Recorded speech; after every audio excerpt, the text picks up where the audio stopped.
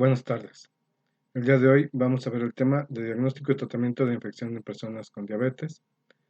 Son guías de infección del Grupo de Trabajo Internacional de Pie Diabético y de la Sociedad de Infectología, de Enfermedades Infectológicas de América, ITE. Bueno, pues tenemos que la prevalencia de diabetes mellitus va en incremento global. Es cada día más preocupante el avance de esta enfermedad. Sabemos que México ocupa los primeros lugares en el mundo de diabetes mellitus, entonces es un problema muy importante en México. La mayor parte de las complicaciones de los pacientes diabéticos o una incidencia muy importante inciden en enfermedades de los pies.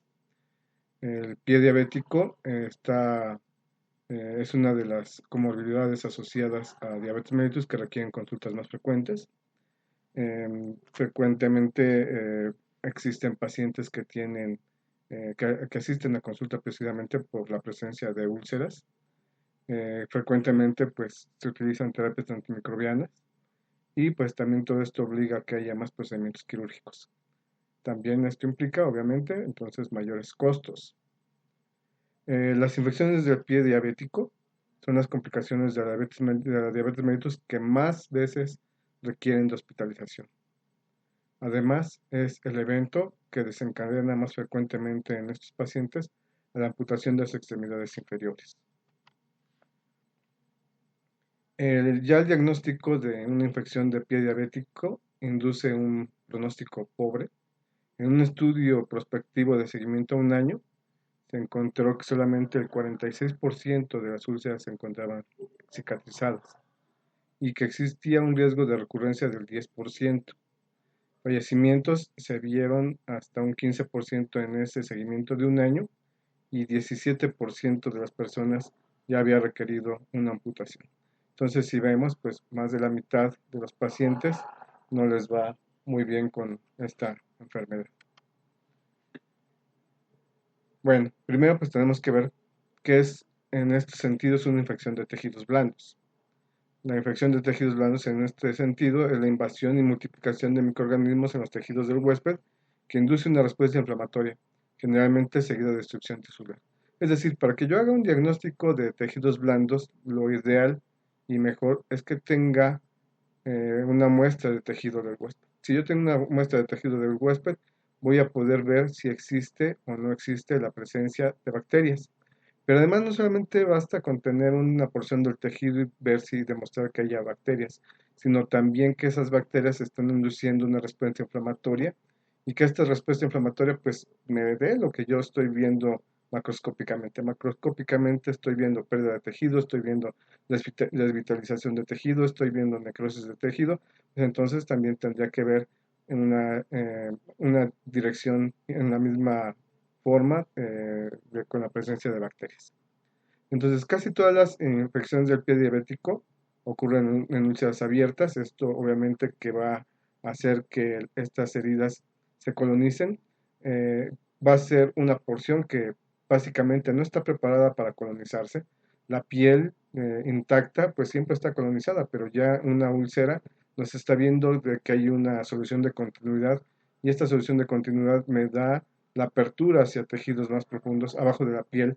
La barrera de la piel está perdida y entonces esa colonización es obvio que me puede llevar hacia una infección. La infección, ya como vimos hace ratito en lo que es una infección de tejidos blandos, no puede basarse solo en cultivos. Si fuese solamente la toma de cultivos, esos cultivos tendrían que ser muy específicamente tomados, muy bien tomados, porque si no pueden ser confundidores más que aclaradores. Entonces, la infección del pie diabético se manifiesta porque hay un proceso inflamatorio en cualquier tejido por debajo de los malollos en una persona con diabetes mellitus. Esa sería prácticamente la definición.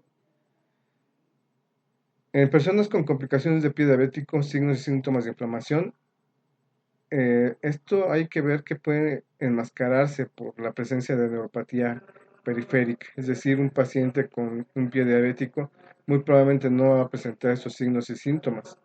Precisamente por esa neuropatía periférica no va a sentir dolor, no va a sentir la inflamación y además también hay un compromiso arterial y una disfunción inmune. Entonces, todo esto puede enmascarar, puede hacer que el paciente no se dé cuenta. Y sabemos muchas veces que el paciente tiene lesiones del pie y por eso recibe indicaciones de tener cuidado especial hacia esa parte del cuerpo que es más vulnerable que otras, porque pues es una parte más alejada de lo que nosotros podemos ver y además casi siempre está cubierta.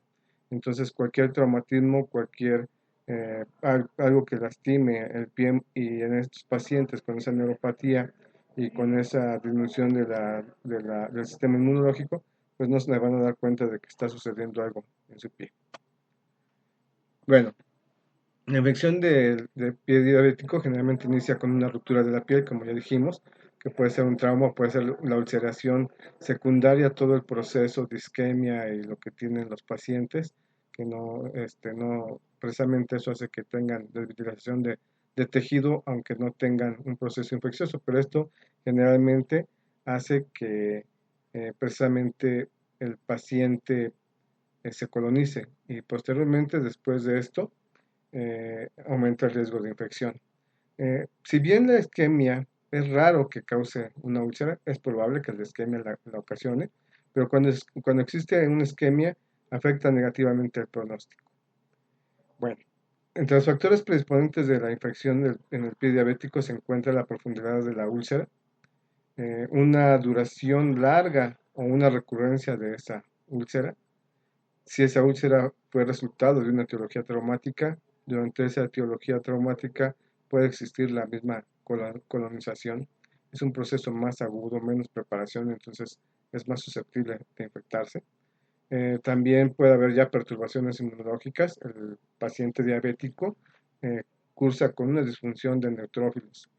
También la insuficiencia renal crónica es un factor predisponente de infección y aunque se ha visto que la hiperglucemia crónica pudiera predisponerla, hay pocos estudios que pueden vincular a que esta hiperglucemia crónica en realidad predisponga a esta infección de tejidos blandos. Sin embargo, precisamente esta descompensación se piensa que sí puede ser parte del problema. Sin embargo, cuando tenemos que la hiperglucemia pueda estar definitivamente involucrada, se sugiere que hay una presentación rápida, progresiva y destructiva, es decir, una necrosis. Generalmente todas las infecciones de pie diabético son superficiales al momento de que se presentan los pacientes. Casi siempre llegan con infecciones superficiales. Una vez que sucede esta invasión superficial, los microorganismos pueden diseminarse a los tejidos subcutáneos, como la fascia, los tendones, los músculos, articulaciones y huesos. Puede ser por continuidad o puede ser por contigüidad. La anatomía del pie divide en varios compartimentos precisamente esta porción del organismo, que siempre van a estar intercomunicados. Las fascias y todo eso va a hacer que haya una continuidad y esto va a fomentar la propagación hacia las partes proximales de la misma extremidad. Esto va a inducir una respuesta inflamatoria. Esta respuesta inflamatoria puede hacer que una parte del cuerpo presente un aumento en la presión, lo que se llama presión compartimental, y esto va a superar la presión capilar, y esto va a inducir esa presión capilar, pues que la circulación se comprometa aún más. Si de por sí ya hay un compromiso capilar, con esta inflamación aumenta y aumenta el riesgo de necrosis y de isquemia, y entonces se presenta una infección progresiva. Como habíamos dicho, los tendones dentro de los compartimentos también facilitan la diseminación a zonas de menor presión. Es decir, el proceso inflamatorio finalmente o las secreciones buscan un sitio a donde haya menor presión. Bueno, entonces siguiendo con las guías que comentamos, viene lo que en la parte del diagnóstico. Entonces, una pregunta que se hace en las mismas guías es que si en una persona con diabetes y una infección en el pie, un mayor nivel de gravedad según los criterios de estas organizaciones se correlaciona con mayores tasas de resultados adversos. Por ejemplo, necesidad de hospitalización, falta de resolución de la infección, amputación de la extremidad inferior. Es decir, lo que nos está diciendo es que si una persona que tiene una infección del pie diabético, la gravedad del pie diabético se correlaciona con los criterios de estas guías. Entonces, en estas guías ellos recomiendan que, si bien se puede diagnosticar clínicamente la infección de tejidos blandos del pie diabético, basándose en la presencia de signos y síntomas locales o sistémicos, pues es mejor tener una evaluación de la gravedad por medio de esta clasificación. Es decir, que esta clasificación ellos consideran que es de buena utilidad, precisamente para evaluar esa gravedad de la infección. Entonces ellos encuentran que sí hay una correlación de mayores tasas de resultados adversos cuando se compara con los mayores criterios de su clasificación. Entonces, en la actualidad, la mayoría de los organismos recomiendan utilizar la clasificación de este grupo de trabajo internacional y de Infectious Disease Society of America.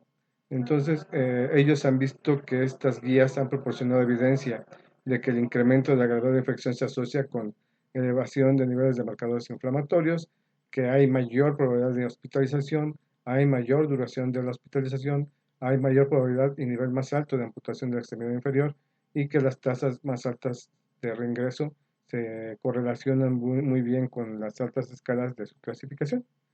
Ellos también han visto que la sepsis raramente se reporta, aun con signos y síntomas locales extensos, entonces por eso prefieren que su clasificación pueda ser más útil. Entonces, existen otras formas probablemente de intentar clasificar a la profundidad o la extensión o la gravedad del pie diabético. Entonces, si nos basamos en el síndrome de respuesta inflamatoria el síndrome de respuesta inflamatoria sistémica únicamente, pues sí vamos a ver que pues muchos de estos pies simple y sencillamente, como ya hemos mencionado, no van a dar síntomas, no solamente los pies, porque la respuesta inflamatoria sistémica pues es sistémica, pero precisamente el paciente no va a tener fiebre, el paciente no va a tener taquicardia, el paciente no va a tener leucocitosis, entonces el paciente no se va a dar cuenta y no nos vamos a dar cuenta si nosotros queremos únicamente ver esta respuesta inflamatoria sistémica.